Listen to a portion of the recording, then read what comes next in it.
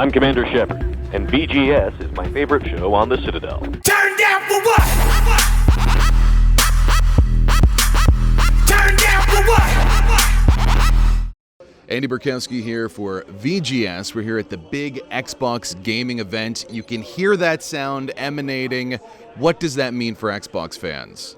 Halo, Halo, Halo. We're talking about one of the most anticipated games coming out very soon, Halo the Master Chief Collection. Who are we talking to today? My name is Dennis Reese. I'm the lead producer on the Master Chief Collection. So what are we looking at today? What can you tell us about the game? What are you going to show us? So the Master Chief Collection is the collection of Halo 1 Anniversary, Halo 2 Anniversary, Halo 3, and Halo 4. And you also get guaranteed access to the Halo 5 Guardians multiplayer beta, as well as the live-action digital series called Halo Nightfall, which is executive produced by Ridley Scott. Ooh. So a lot of content here, and it's all on a single disc, so you can end up with some really unique playing experiences. What are we going to be seeing today for our listeners who are just driving that you obviously can't see it and we can't record it because it's all under wraps? Right. What will you be showing us today? Let's take a little look. What are we Well, looking it'll at? be a few things. For starters, we will focus on the overall experience that we're trying to give. We really have 4 unique games, and we wanted to make sure that it felt like a single experience. So what we did is we removed the user interface of each of the individual games and then put on a single user interface that connects them and makes them feel unified. Well, when we did this really allowed us to do things that we call playlists. So the first thing we wanted to do is make sure that everyone could access all the levels that they played for in the past when it came to the campaign. So if you played Halo before and you loved, Halo CE Anniversary and you played through, we don't want to make you replay all that. So we just unlocked all those levels. And what that allowed us to do is create playlists. And playlists are a unique playable experience. It's curated, but it allows you to say, for example, you love vehicles. Now you can go in and play just the maps that have vehicles. Wow. So suddenly you're just playing, the version of Halo that you love. It gets really interesting when you start applying that concept across like all of the titles in something called, say, maybe the entire Master Chief Saga. Okay. Now you can actually play the very first level of Halo 1 non-stop to the end of Halo 4. Wow. How long does that take, by the way? Oh, yeah. You're actually trying to guess how long it takes. I It's imagine. we would guess probably around 40 hours. Wow. So we're looking, again, for those who can't see and listeners, the playlist options seem pretty diverse. What are some different sort of permutations of playlists that you have? Because you talked about cars, we have the whole game. Yeah. What are some other things that you identified as what gamers would want? A ton of different things. So, for example, you can get very specific with each game individually. Okay. So, in Halo 2, for example, there is some levels where you actually play as the Arbiter, which is of course. right, a Covenant character, so an alien. So a playlist might be just the levels where you are the Arbiter. Another one right here, Arbiter's Journey. is that it would be a lot of fun. Was actually across all the games would be if you played the last level of each game. Wow. So for the Halo, franchise, typically that last level is very high energy. It's very exciting, and so to play those back to back to back would be A lot of you might have a explosions heart while you're attack. running away, Yeah, that's sort of right. thing. Yeah. A lot of that. So lots of different options. I think playlists are going to be a lot of fun for the fans to enjoy, definitely. Once the game is released, what are you doing with the playlist option? Is it set in stone, or will there be some adaptations and some new content We there? know there's going to be the playlists out there that we haven't thought of that fans will love. So that is something that we're actually going to be doing. We'll be updating and refreshing those. We'll be listening to the community, find out what they want. So, if you're out there and you can think of an awesome playlist, definitely get it on the message boards. We'll find it and get it in the game. And multiplayer also. Of course, yeah. So with over 100 multiplayer maps, it was a real challenge for us to think about, how do we take all of these multiplayer maps and how do we create a fun experience for everyone to enjoy? Yeah. And so the way we did that was we narrowed it down by game type. So if you love, for example, Team Slayer, then you can just come in, you can select Team Slayer as your game type, and then it's going to bring you to a voting screen. Okay. And while you're there, you'll vote on which game engine you want to play the most. So that will be either Halo 1, 2, 3, or 4. Now let's say everyone in the party, or majority of them, vote for Halo 3. It's going to load up the Halo 3 multiplayer engine, and you'll play a Team Slayer game. Wow. And at the end of it, you'll get a post-game carnage report, and you go back into the voting screen, and you'll just keep doing this over and over again. And so really it's a great way to actually enjoy all 4 games in sort of a unified experience. It is fascinating because I've never seen anything like this with a game franchise, taking this idea of utility, of what fans want, and try to service that. Is there anything else that you're doing to service the fans with this Master Chief Collection? Oh yeah, so fiction is an enormous part Yeah. of our franchise, and for us what's been a really important thing to do is to make sure we treat the fiction with extra care and attention. So in Halo 1 Anniversary, we introduced what were called terminal videos. And what they were is all throughout the game, you had little terminal screens, almost looked like computer screens that were hidden across the levels. And when people would find them, they'd unlock a video, and that would tell a deeper story of. Well, we're definitely doing that again in Halo 2 Anniversary, and we're telling the story of the Arbiter. And there's a deep story there that the fans are really going to enjoy and love. Another one that we're doing to make sure the fiction is treated well is that in Halo 2 Anniversary specifically, there is a significant amount of cinematics. Yeah. Nearly an hour. Okay. So we've contacted Blur Studios. They've actually worked with us in the past as well, and they are remastering all of the cinematics for Halo 2 Anniversary, and there's going to look like a movie. So they've actually worked with us Halo Wars, so if anyone out there has actually played Halo Wars and seen those cinematics, it's the same people that did that. It's incredible. Every time we look at a new feature, it seems like you're collating and just gathering everything that is Halo and trying to put it together for fans. Yeah, that's really what we're trying to do. What was some of the difficulties of getting that one interface concept? How, because obviously from the first Halo to the fourth, a lot of time has passed, a lot of changes happened in gaming. So from the development side, was it a very difficult process, or did you have enough of the same engine that it kind of worked out? Well, it was. There's the first of all the huge hurdle that we had to jump was actually porting each of the games to the Xbox One, and that was a big effort. But then when you take the user interface and you start connecting it to 4 different game engines, while the original source is pretty much the same and then stacked on each other, there's still a lot of changes that have happened for each one. So adapting that user interface to accommodate is difficult. Which game was the most difficult?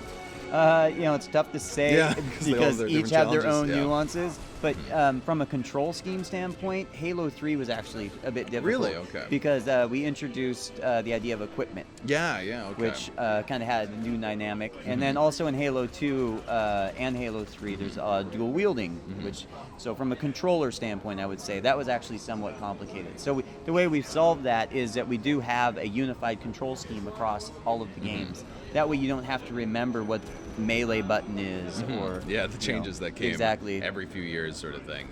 Well, tying into that, how important was it to keep each game feeling like its authentic self? And I guess you were mentioning there the difficulties of ensuring that Halo 2 multiplayer still feels like that introduction of Halo 2 multiplayer that millions of people really were introduced to online gaming from that. How are you keeping that still feeling like Halo 2 while still working in 2014? Yeah, absolutely. So for us, the core component here was to make sure that we use the original game code. Yeah.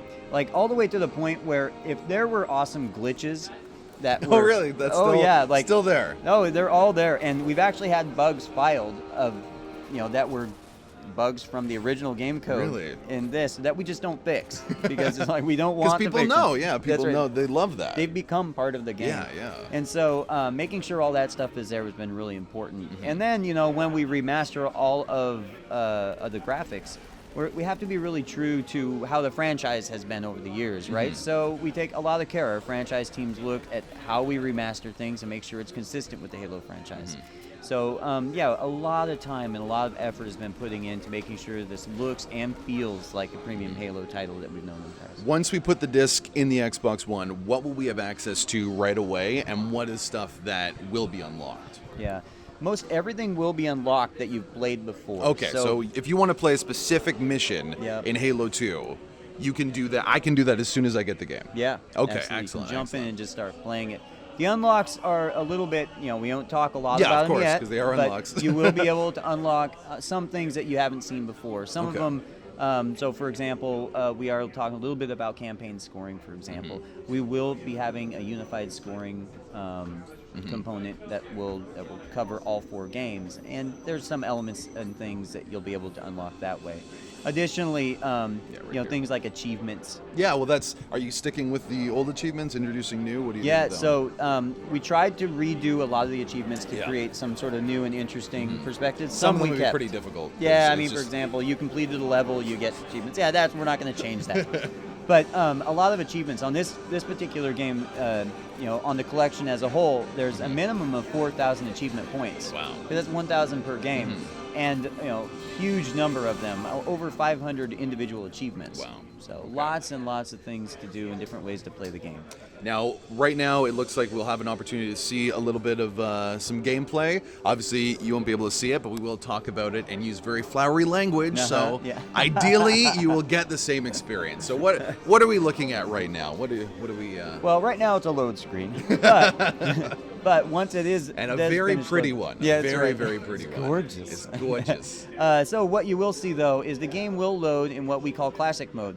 And in Halo 1 Anniversary, we introduced the concept of classic mode. And what that was is at the touch of a button, you could see what the game looked like 10 years prior. Wow. Yeah. So we kept that same feature in Halo 2 Anniversary.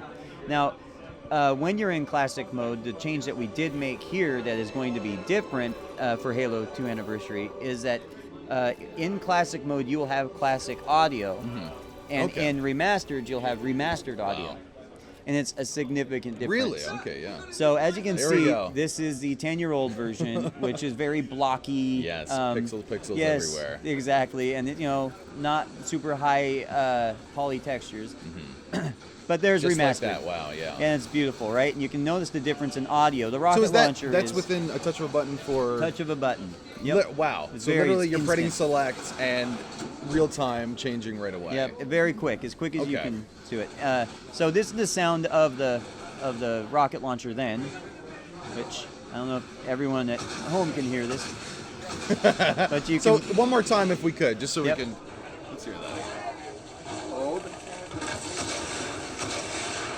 And that's the new one. The news. So again, much more robust. Yeah. It's amazing. That's the little things that gamers don't know. Exactly you right. can tell with this. And it doesn't stop there. I mean, so it's all the vehicles, all of the music has Wow, been look at that. remastered, and all those same neat things that Halo 2 had are there. So it's just all in All right, place. within each game, are you keeping as well? Because if I do recall, and I might be incorrect in this, that just even the font style, a lot of the particulars for each game did change game Yeah. for game. Is that going to be now universal because you did the interface overhaul, or will there be differences in kind of those little nuances? Yeah, a lot of the in-game stuff will remain. Okay. So, yeah, we didn't get so little in- things that I just was kind of noticing Yeah. are going to stay that way. Like the HUDs Yeah. will actually remain. However, the HUDs for Halo 2, for example, Anniversary, are being up-res. Okay, yeah. So it's all, and again, for those who haven't seen any footage so far, it is very, very high fidelity. Like, we haven't seen Halo look like this before. No, it'll be running 60 frames a second. Yeah. Much higher resolution, and for us, we're super Wow. excited to get this out and everyone can enjoy it. Well, it's just, again, it's amazing to see the difference in the changes that have happened with this franchise. Oh, yeah. Within the last more than a decade. Yeah. And you can actually, see it here. So what else are we going to be looking at today? We're So we have winning. yeah. Additionally, did I mention terminal videos? Yeah. Okay, yeah. So terminal videos are actually in here. There's some really good stuff there, as well as let me think. I got to run through my list to make sure that we get all the highlight stuff. So we got achievements, we got terminal Yeah. videos, we have updated cinematics with blur. Have we talked about skulls and all we're doing there? No, go right ahead. So Let's skulls, hear all about that. So skulls are actually in the Halo franchise is a great way to change and modify gameplay, and so you can enjoy the game in a different way.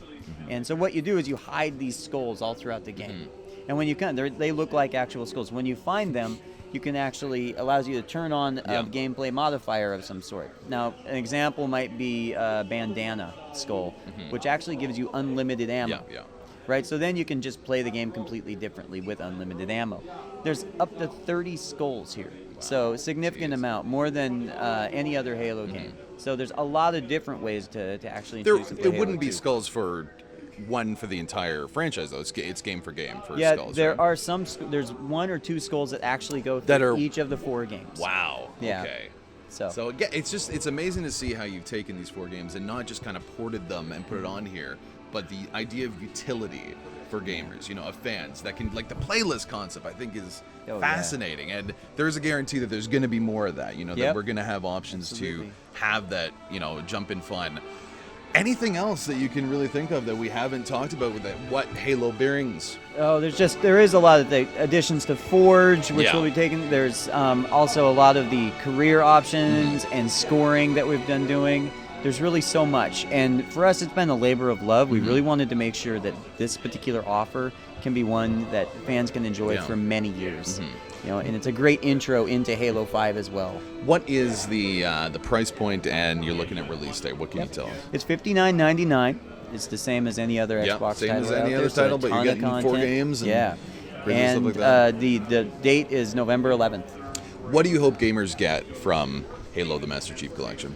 Fun. I want them There to we have go. that nostalgic feel that they had when they first played Halo so many years ago, or for that matter, maybe the last launch of Halo 4. But at the end of the day, I just want it to be something for everyone. All right, well, make sure you pick it up. Again, a huge bevy of content. Playlists. You can play every single mission that you want, every multiplayer experience. If you wanted to have that Halo 2 experience that introduced you to gaming like it did to me, you can get that with Halo: The Master Chief Collection. Thank you again so much. Thank really you. appreciate it. Andy Burkowski here, VGS.